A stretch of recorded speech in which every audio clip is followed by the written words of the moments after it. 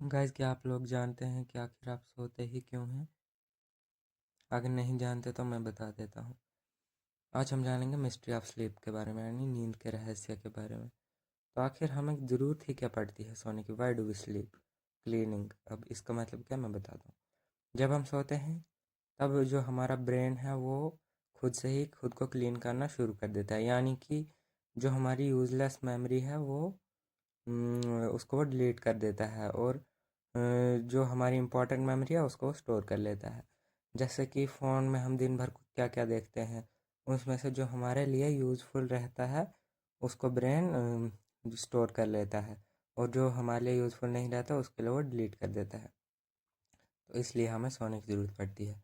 दूसरे पे हम जानेंगे सीक्रेट ऑफ ड्रीम्स, यानी सपनों का रहस्य।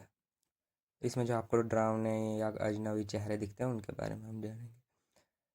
आप जो हैं, आप कोई भी नया चेहरा अपने सपने में देख ही नहीं सकते, क्योंकि जो हमारे दिमाग है उसमें इतनी शक्ति नहीं कि वो नए चेहरे बना सके।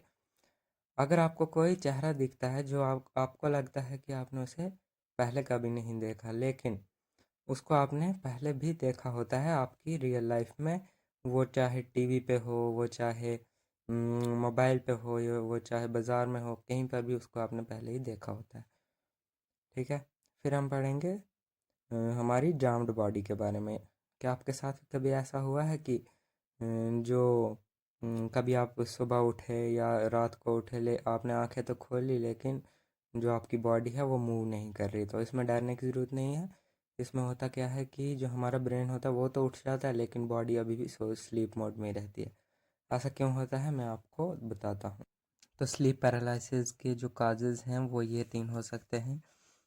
या तो आप अपने बैक के सहारे सोए हैं, ये मैं आपको लास्ट में बताऊंगा कि इसका क्या है।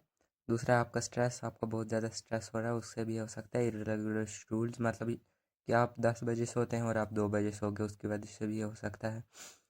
और फैक्ट है ये है कि जो स्लीप है वो, यानी जो सोते हैं हम अपनी लाइफ में, हम पूरे 20 से 30 साल तक हम सिर्फ सोते रहते हैं, यानी 20 से 30 साल हम वेस्ट कर देते हैं।